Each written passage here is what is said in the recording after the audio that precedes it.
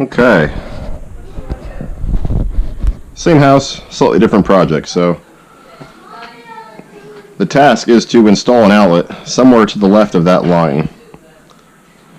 That's an exterior wall right there, and I'm told there's an outlet on the other side of that wall, so let's go take a look. Normally you want to do an electrical load calculation for something like this, but for what that outlet's going to be running, I'm not going to go crazy about it. So there is an outlet back there, so we're just going to pull a quick measurement off the exterior wall just to make sure they're in the same vicinity. Alright, so we pulled that this dresser back just so we can get easy access to the outlet. What I'm going to do is I'm going to take the outlet cover off and see which side of the outlet the stud is on. We want to make sure that we're in the same stud cavity, otherwise this gets much more complicated, and I didn't bring the tools for that. So I'm just going to pop that cover off real quick and then we'll pick it up. Alright, so we pulled the cover off, pulled the outlet out. Not much interesting going on in there, but the stud appears to sound like it's on the left, and to determine that I just kind of knocked on the wall. That sounds pretty solid. That sounds less solid there. So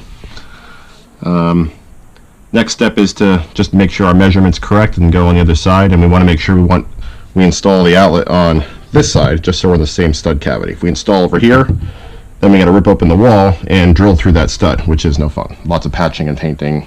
We want to avoid that. So going to double check the measurement, then we'll pick it up.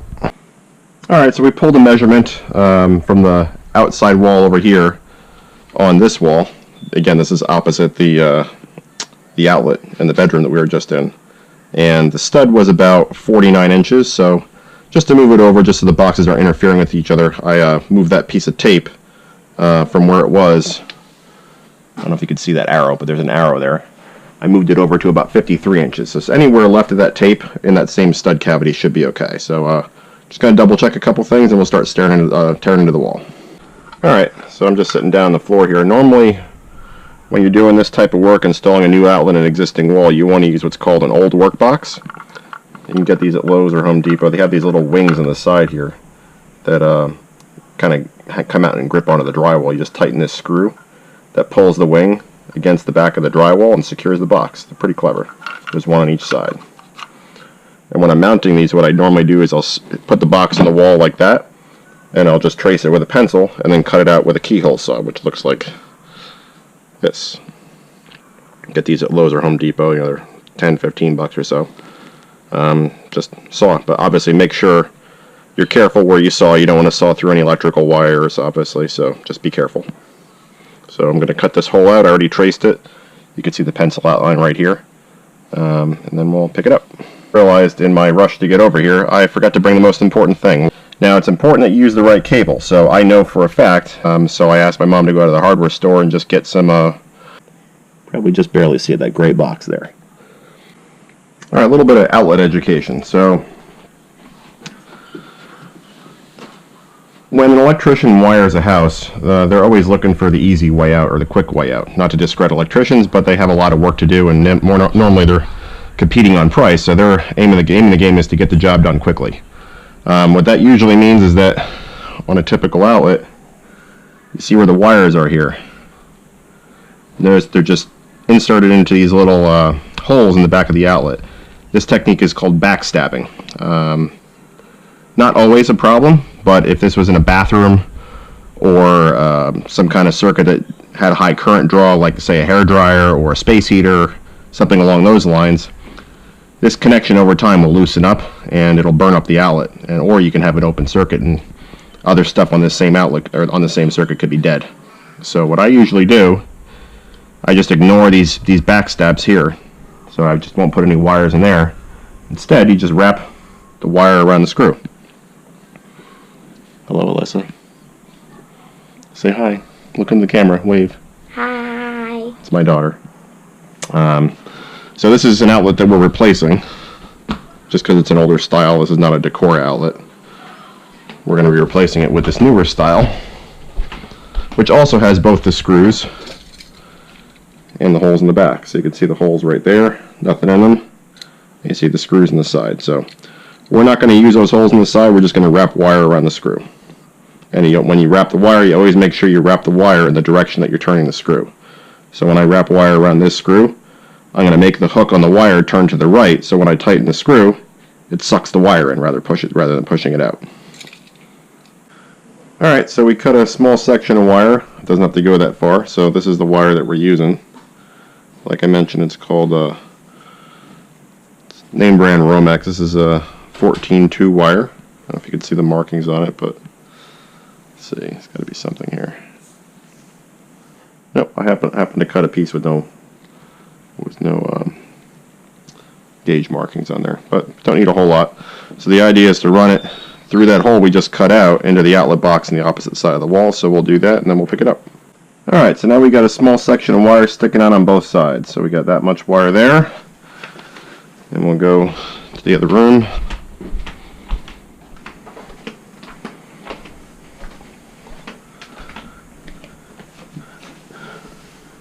And we got about that much sticking out there. So now what we're going to do is we're going to take this side apart and wire that up.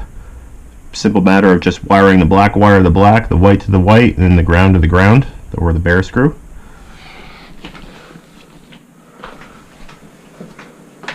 I like to use new wire nuts each time I do that, just a personal preference, it's not required.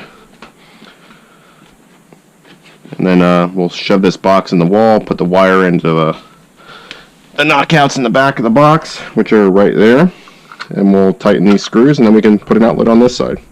We're good to go. So we'll pick it up shortly. Okay, so I got the cable from the other room spliced into the cable that was supplying this room. If you can tell, there's 3 wires sticking out there. One black, one white, and one bare wire that's ground. So what I'm going to do now, notice that the screws on this outlet are different colors. Those are kind of like a goldish color, brass. And these are silver. So, and that screw on the bottom is green. So all you got to do is hook the black wire up to this brass colored screw, the white wire up to this silver colored screw, and the bare ground wire to this green colored screw. So I'm going to do that now. And just a reminder, I'm not going to backstab. So I'm not going to use those holes in the back. I'm going to physically wrap the wires around the screws. I'm going to curl the wires or bend the wires around the screws in such a way that when you tighten the screw, it sucks the wire in. So, for example, on this brass screw, I'm going to bend the wire clockwise because I'm going to turn the screw clockwise. So the wire is going to come down here and wrap around that way. Alright, so next video you'll see this all ready to go. Alright, so we got that outlet wired in. That was a real pain in the neck. It's not a very nice spot to work in, but we made it work. Now we got to go into the other room. Just grabbing a faceplate. Got all the tools in my pocket, in my hands. This one I can probably video for you because it's a much nicer spot.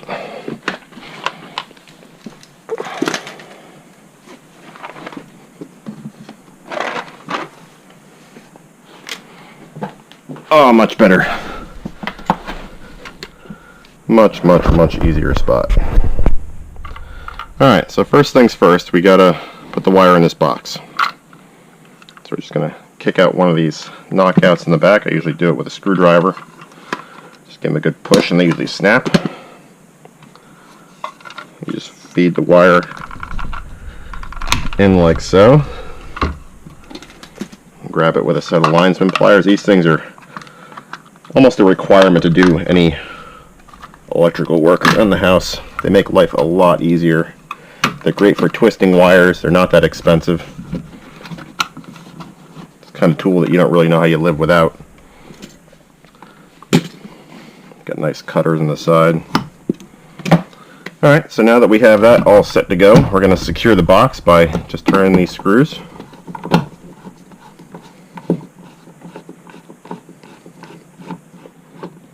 Forgot my electric screwdriver at home. Okay, so that one's tightening up. You don't have to tighten them too much.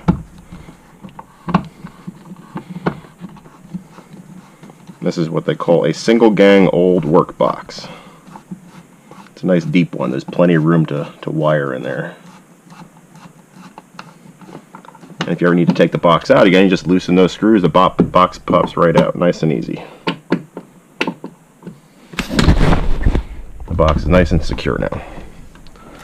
So I'm just going to do what I did in the other room in here. You'll be able to see it a little better though.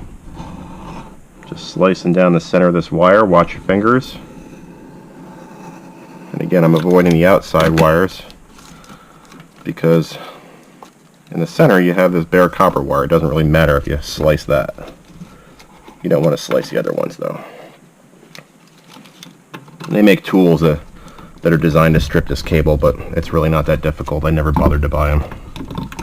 You just slice off the jacket like so.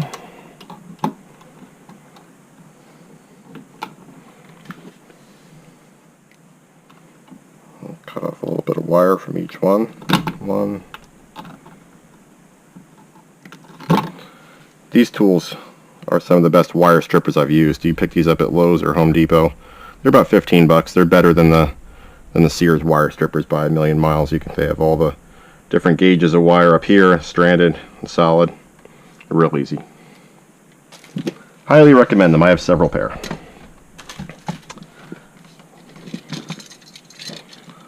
Alright, so again, we wrap the black screw around the brass. We wrap the white wire around the silver or chrome screw, and the ground around the green. So here I'm just going to bend the wire with my cutters.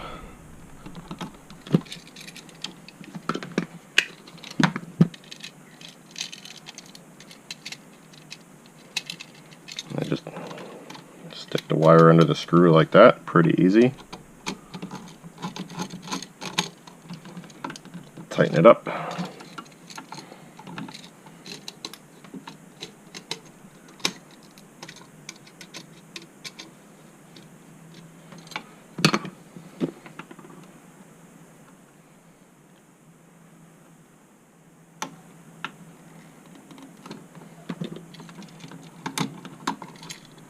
Do the same thing with our white wire. Tighten that screw up. And the same thing with our ground wire. The wiring outlets is really not that difficult once you have the basics down.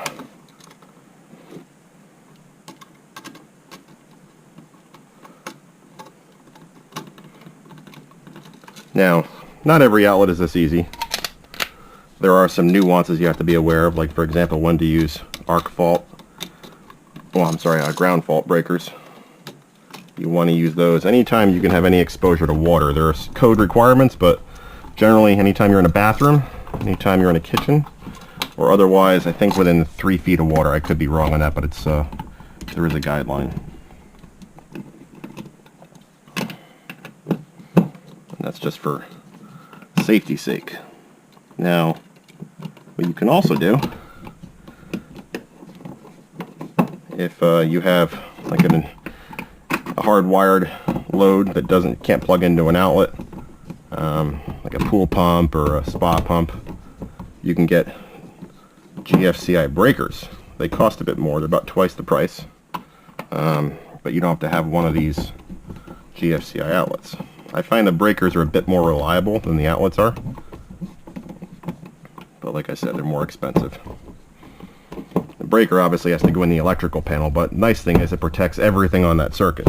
But that's not always a good thing. Let's say, for example, you have a GFCI breaker that runs your garage, fridge, and a bathroom, right? If that GFCI breaker trips because someone does something silly in a bathroom and they don't reset it, or if they forget about it, then you may lose all the food in your fridge. So generally, I do not put refrigerators on GFCI circuits. I don't believe code requires you to. I also tend to put them on their own circuit for that very same reason. Alright, so that should be good to go. Now we'll just give it a quick test and we'll be done.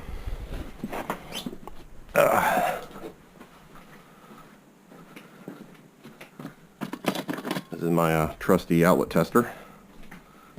So we'll go and turn the power back on.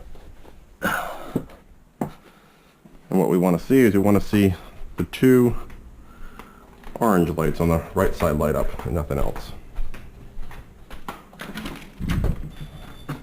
This particular home has a square D home line panel. Not my favorite one, but it works. This particular model, I believe, has aluminum bus bars. The Square D QO series is much better. Although I'm a big personal fan of the GE PowerMark Gold series. Reason why I like that is that it's a good variety of accessories you can add on to it. You can add on, say, a generator interlock kit. You can have thick breakers, thin breakers, arc fault, GFCI, everything. I mean, it's a good quality panel internally. It's tin-plated copper bus bars. Never had a problem, and they're readily available too, and they're inexpensive. So we got our two orange lights on the right. That's good. And I don't expect to see anything different on the other side of the wall, but we'll give it a good test anyway.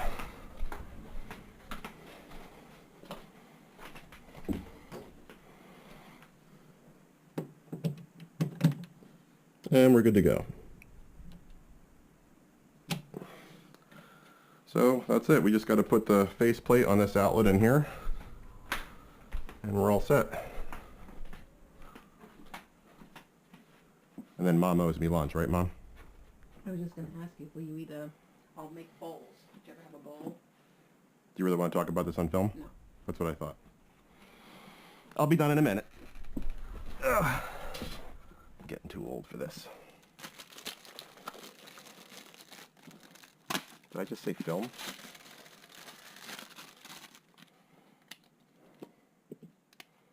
Alright, so now we're just going to screw on this faceplate.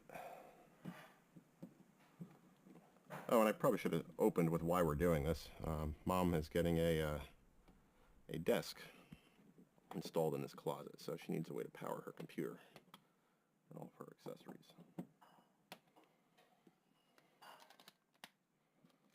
So that's that. Thanks for watching.